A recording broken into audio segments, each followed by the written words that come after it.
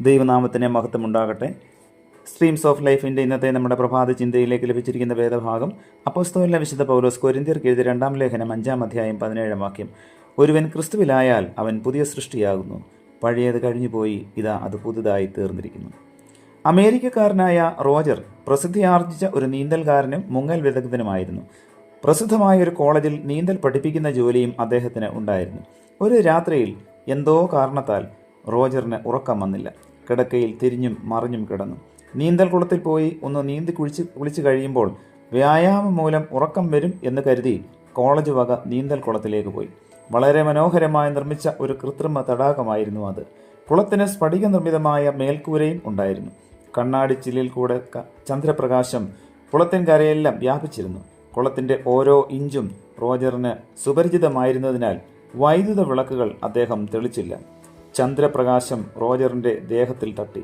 കുളത്തിൽ മുങ്ങിക്കുളിക്കുന്നതിന് തടാകത്തിലേക്ക് ചാടുവാൻ ഒരുമ്പിടുമ്പോൾ പിന്നിൽ ചന്ദ്രപ്രകാശം ദേഹത്ത് തട്ടിയിട്ടുണ്ടായ ഒരു കുരിശാകൃതി കണ്ടു.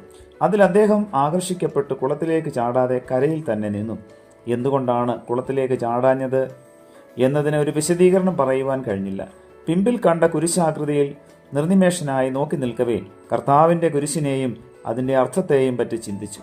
റോജർ അതുവരെയും ഒരു സത്യ ക്രിസ്ത്യാനിയല്ല ആയിരുന്നില്ല.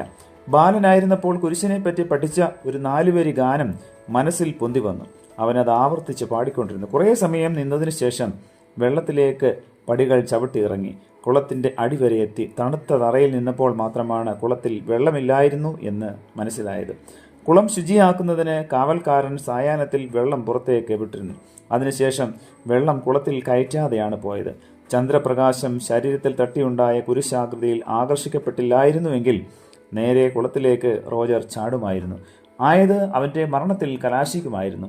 സ്തോത്രത്തോടും നന്ദിയോടും കുളത്തിലെ തണുത്ത തറയിൽ മുട്ടിന്മേൽ നിന്ന് അദ്ദേഹം തന്നെ കർത്താവിന് സമർപ്പിച്ചു, പ്രാർത്ഥിച്ചു.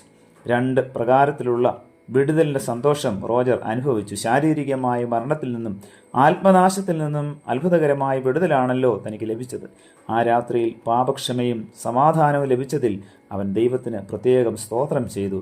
അവൻ രക്ഷപ്പെട്ടത് ദൈവകരുണ മാത്രമാണെന്ന് കരുതി. പ്രിയമുള്ളവരെ, ക്രൂശിൽ മരിച്ച് ഉയർത്തെഴുന്നേറ്റ കർത്താവിനെ രക്ഷിതാവായി സ്വീകരിക്കാൻ ലഭിക്കുന്ന ഓരോ അവസരവും നാം തക്കത്തിൽ ഉപയോഗിക്കണം.